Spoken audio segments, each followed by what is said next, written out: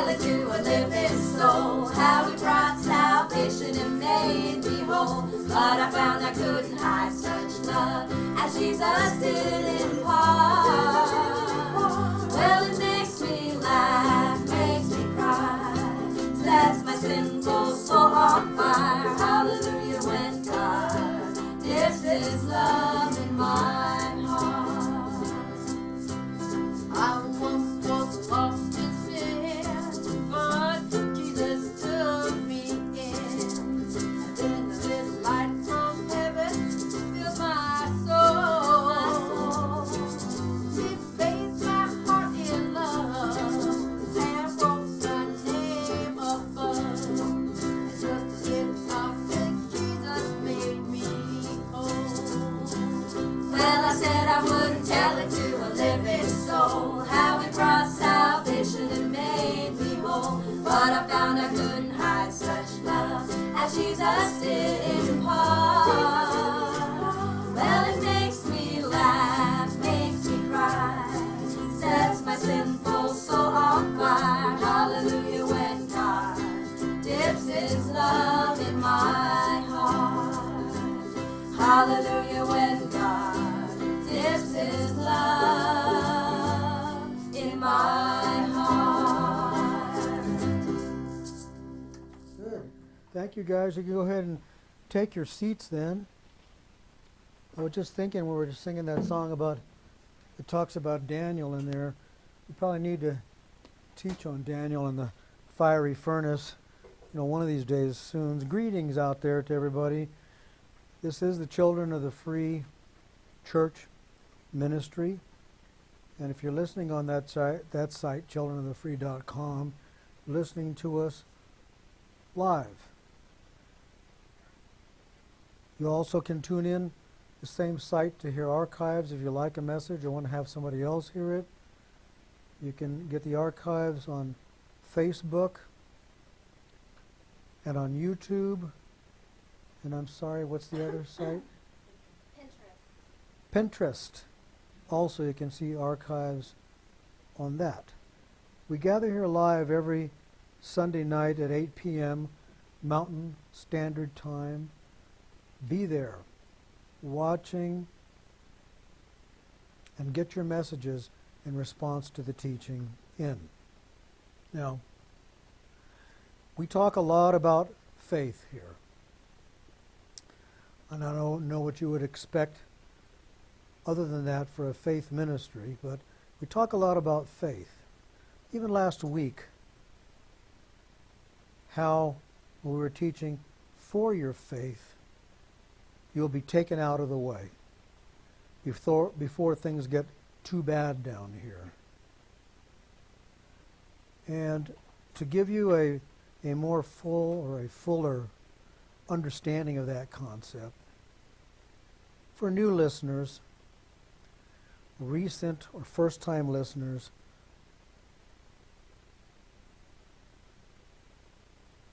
the common interpretation or definition of faith is what? Right. Belief. That's the commonest way that is defined.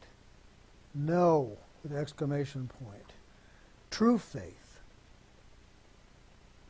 true New Testament Greek saving faith,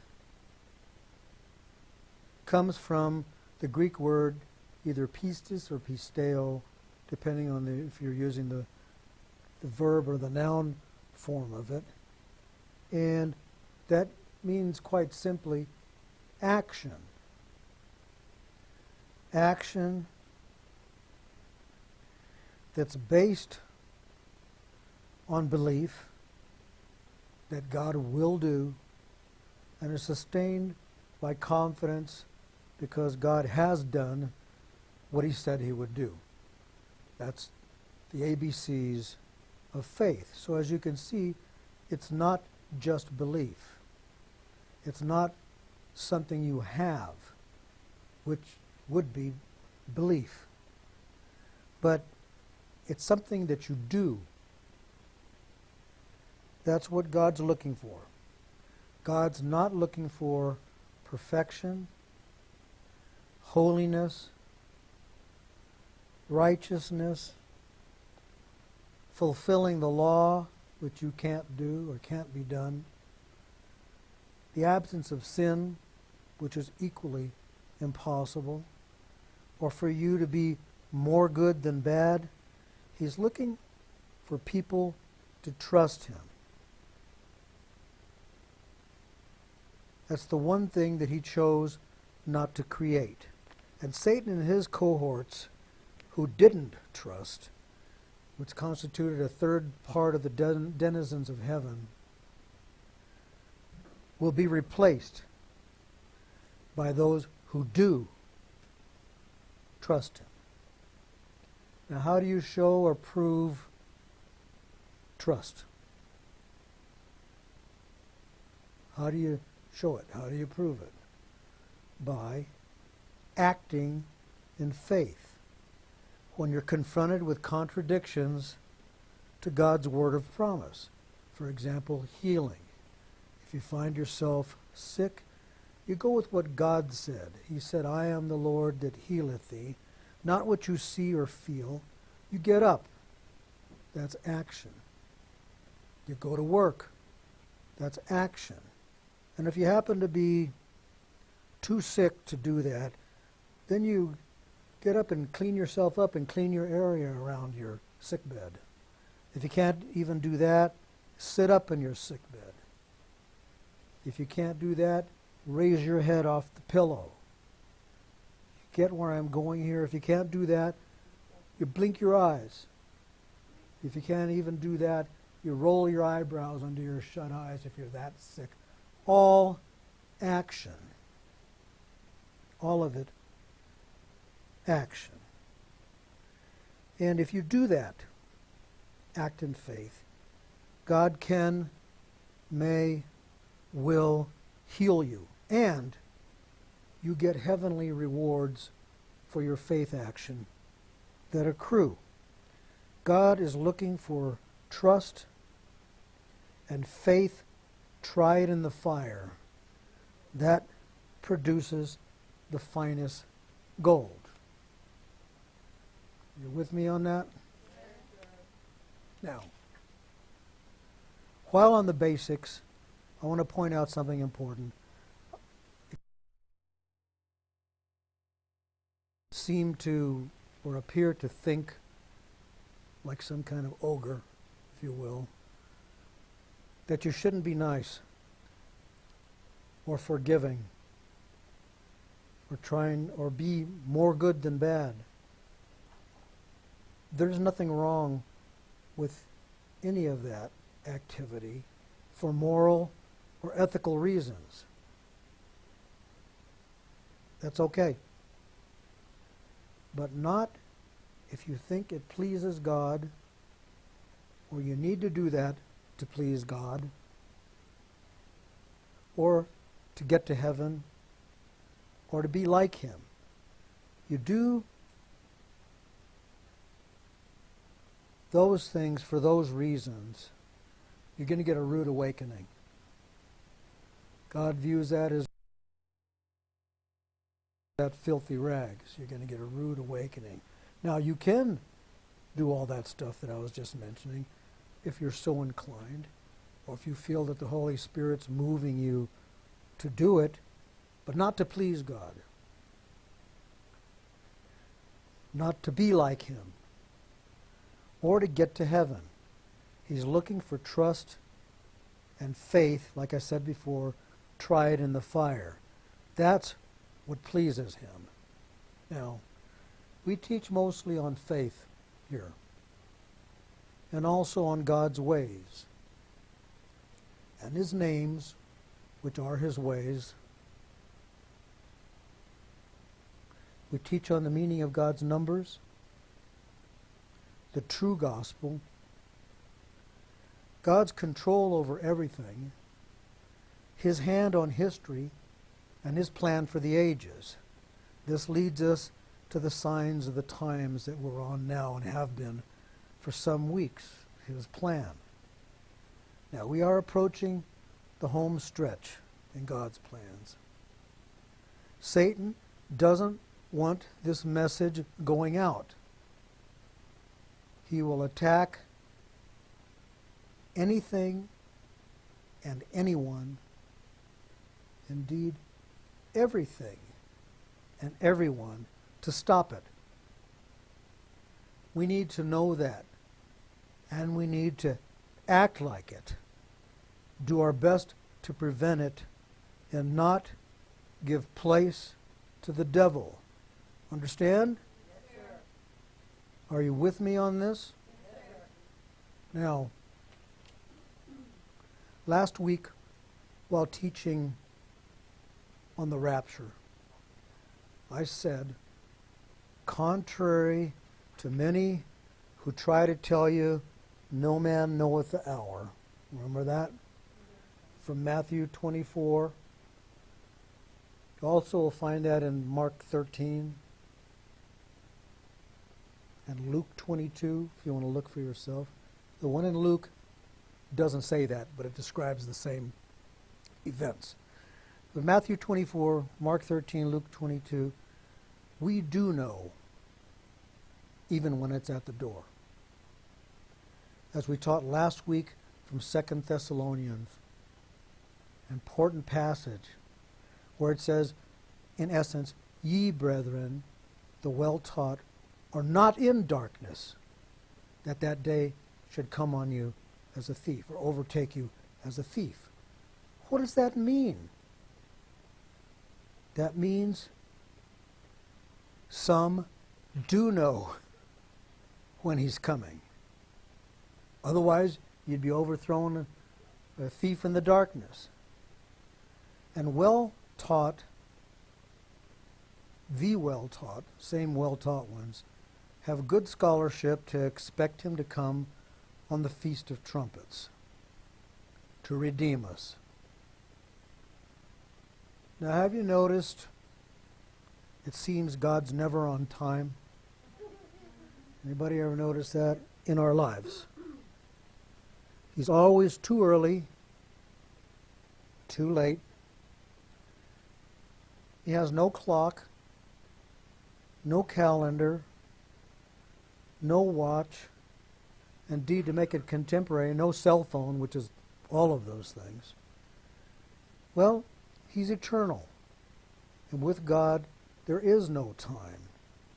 Yet, in his plan for the ages, he has done, is doing, and will do all on a precise timeline, showing his control and establishing the ability to say when it's all over, I told you so. He's in control. He's doing something to demonstrate it in his plan. The Feast of the Lord, the set times, are one of the greatest examples and illustrations of what he's doing. It's celebrated in Hebrew and Israelite religious and spiritual life. All the feasts of God were types of Christ, showing what he would do and indeed did do when he came here. And they all occur at precise times of the year, and precisely on time in relation to each other. There are feasts that overlap. There are feasts that are within feasts, and it's all exquisitely timed by God. Now, what are we talking about when we say the Feast of the Lord? Well, there's 8 of them. We're talking about Sabbath, Passover, unleavened bread, first fruits,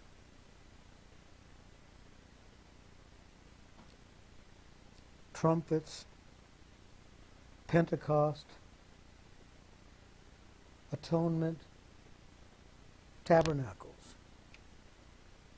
Now, I might not have given them to you in the right order because they all overlap, and some, like I said, would come within some feasts, but all of those feasts carried out precisely symbolize Christ and events in his life.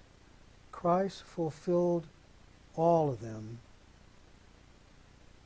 He was our Passover. He became our unleavened bread. He was our first fruits. He became our atonement. He was all of these things. Indeed, if you go to Colossians in the 2nd chapter, we'll go there in a second, the Apostle Paul explains and points out that what we call holidays, that's an evolvement of the word holy days. Holy days. Now, obviously all our holidays are not holy days, but they were originally. He points out that holy days are set times, feasts of the Lord, and what they are shadows of things to come. The substance, he says, is Christ. What substance? Well, if you see a shadow and you get down and look along the shadow and see what's making the shadow, that's what's casting it. It's Christ. Now go with me to Colossians. It's a small book. We'll be there just a short moment, but I want you to see this. It's important.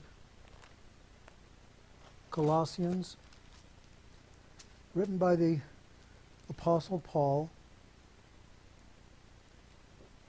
We go to the 2nd chapter.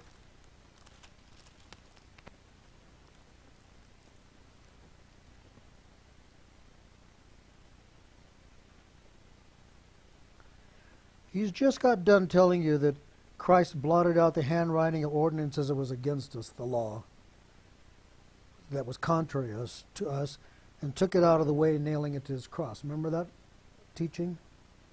Well, if you go on to the 16th verse, right in that section, he's saying, after having explained that, he's saying, let no man therefore judge you in meat or in drink or in respect of a holy day. See it right there? Or respect of a holiday or of the new moon or of the Sabbath. These are all, he's talking about the feasts of the Lord. 17th verse, which are shadows of things to come. But the body is of Christ. Again, like you said, what substance? What body?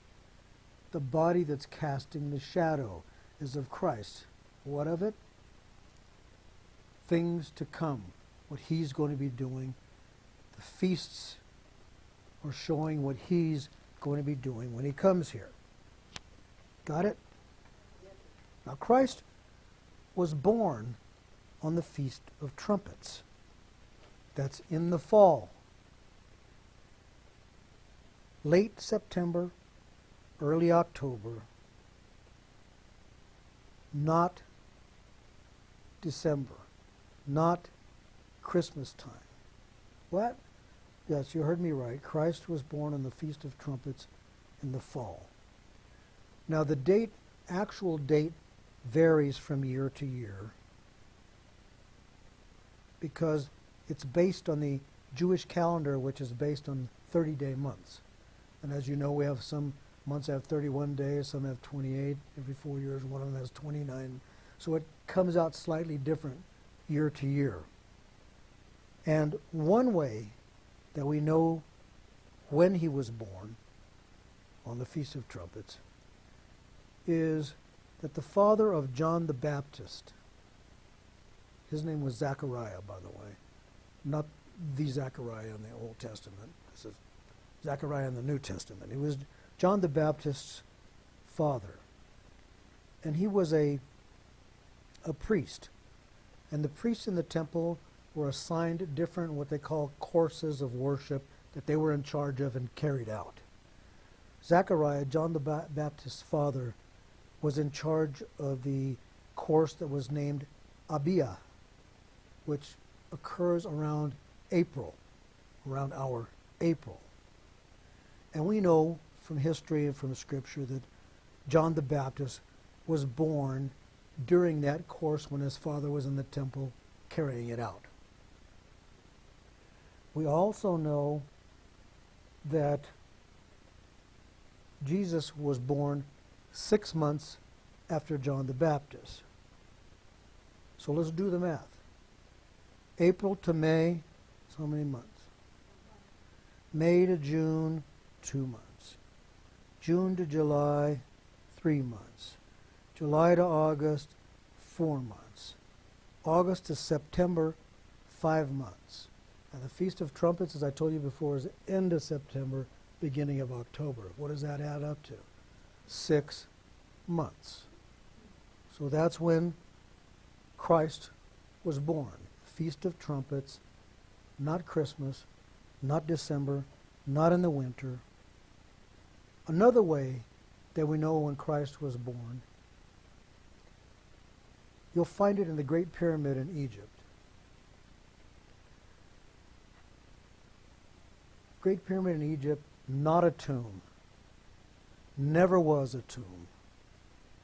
It's a record and demonstration and a signpost from God saying, I told you so. That's what the pyramid is. Now, if you'll go with me to the book of Isaiah, I'll point that out to you. Prophet Isaiah, chapter 19.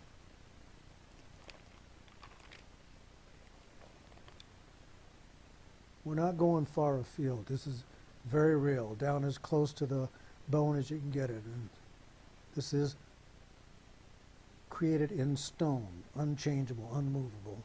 Isaiah 19, you go to verse 19. We're talking about in the end times. And it says, in that day, the end times, shall there be an altar to the Lord in the midst of the land of Egypt, and a pillar at the border thereof to the Lord. Ancient Egypt is the only land that had an upper and lower Egypt.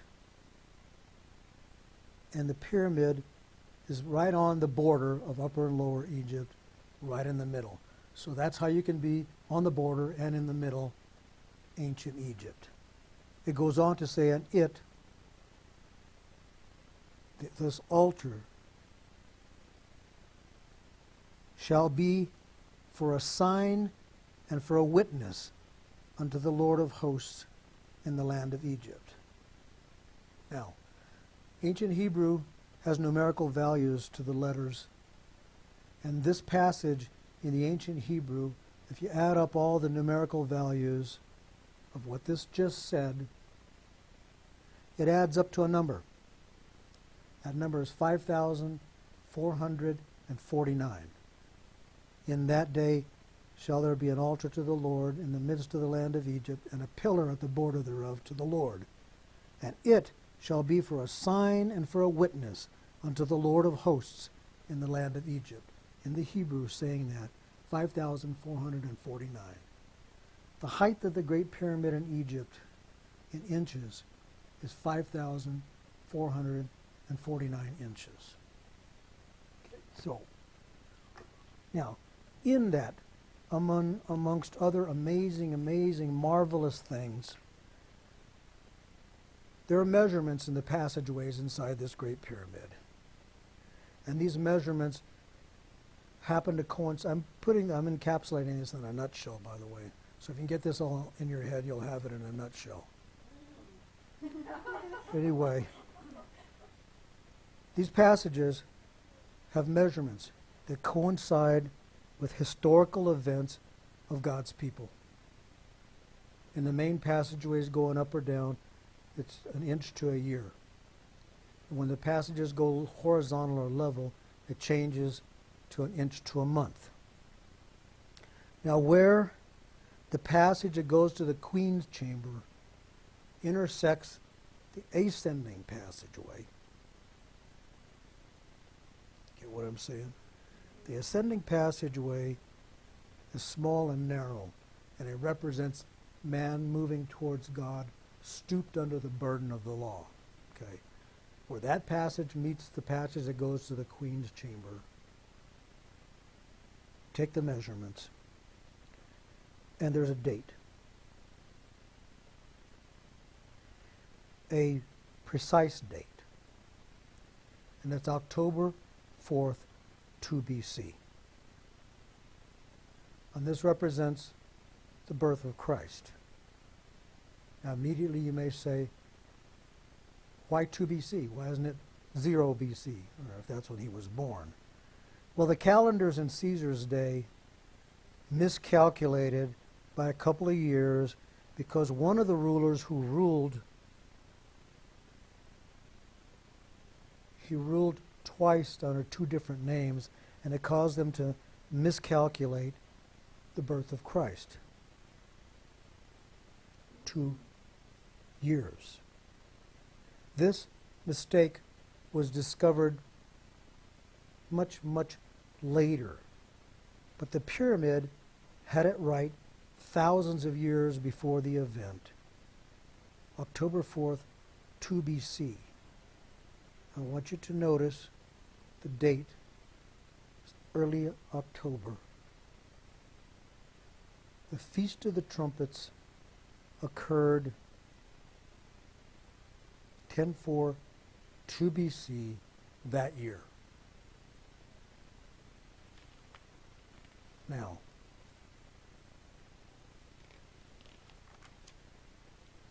if you continue up that passageway where that 10/4, 2 BC is, you go further up the ascending passage, still stooped under the law. Exactly 33.5 inches further on, the ascending passageway bursts open more than 28 feet high, right when Christ died and was resurrected, allowing us to walk free and upright toward God. Now, the Feast of the Trumpets is the first day in the civil new year. Feast of the Trumpets is celebrated by the blowing of 2 silver trumpets all day long. 2 stands for the adequate witness. Silver stands for redemption. He, Christ, became our kinsman and is the only personage in the world worth the price to buy up the whole world to get the treasure, us, out of it. He became, was, and is our Redeemer. He's coming back to take us out of the way some Feast of the Trumpets. I can't tell you when, as in what year, but we can know when he's at the door. And we do know when he's not coming. In the winter, in the spring,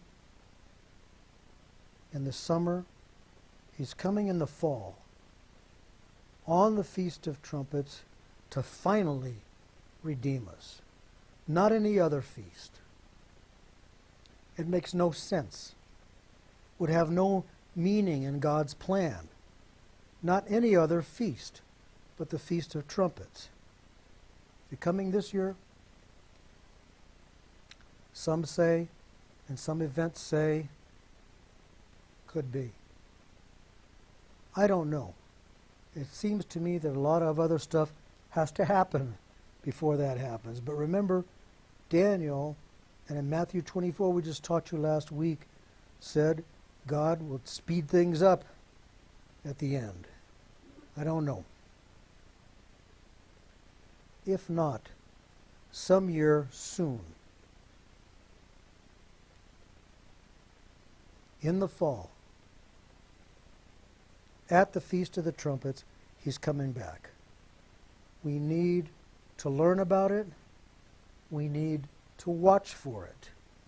And above all, we need to stay in faith and keep on faithing. And when he does come to take his church, we'll be going with him. And that's my message tonight. And it's offering time. So if I can get the band up here, we'll give them a few seconds. For the offertory, we're going to be singing It Is No Secret.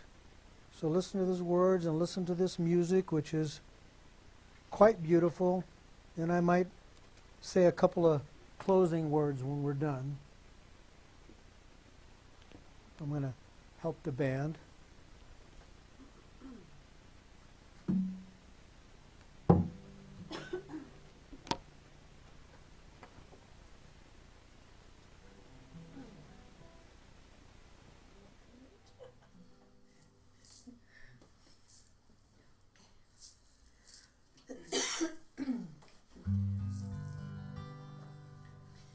The chimes of time ring out the news.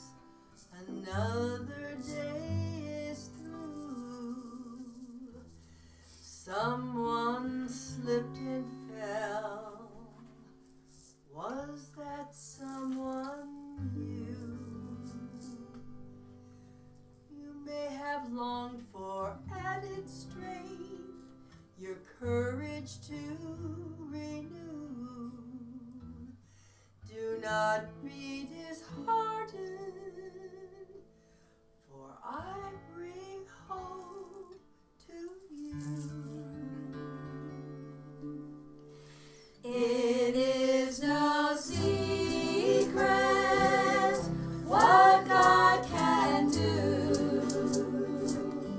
what He's done for others, He'll do for you. With arms wide open, He'll pardon you. It is no secret what God can do. There is no night, for in His light you'll never walk alone. Always be at home, wherever you may roam. There is no power can conquer you when God is on your side. Just take Him at His promise. Don't run away and hide. It is no secret what God can do, what He's done for others, He'll do for you. With arms wide open, He'll pardon you. It is no secret what God can do. It is no secret what God can do, what He's done for others, He'll do for you. With arms wide open, He'll pardon you. It is no secret what God can do. It is no secret what God can do.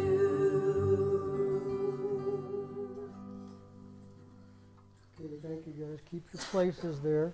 I don't have much to add tonight except to say that next week, God willing, and in the time to come here, we're going to get back to teaching on Revelation and on Daniel and on demonology. But to hark back to memory, one never knows, does one? Anyway, so we'll close tonight. You guys know that I pray for you weekly. Pray for your pastor and his family and staff. and the parsonage and our equipment. We have new equipment, by the way, tonight, so I'd like some of you to give me a report on what the production is like. But get your messages in, get your giving done, stay on track, make me know that I can count on you, and we'll get together next week for more teaching as God leads. So we're going to sing our theme song and then close. Well, I searched and I searched for a road that led to glory. I wondered if I'd ever find my way. I was so dismayed, for the road it seemed so lonely. But then I heard a voice within me say, "You got to keep on walking, keep right on walking, walking in the light of the Lord. You'll get to heaven someday, can only get in the faith way, walking in the light of the Lord." Well, I prayed and I prayed, and the Lord, He gave me mercy. I prayed and He brightened up my way. I sat down to rest, for my feet had grown so weary. But then I heard a voice within me say, "You've got to keep on walking, keep right on walking, walking in the light of the Lord. You'll get to heaven someday, can only get in the faith way, walking in the light of the Lord. You've got to keep on walking, keep right on walking, walking in the light of the Lord. You'll get to heaven someday, can only get in the faith way, walking in the light of the Lord, walking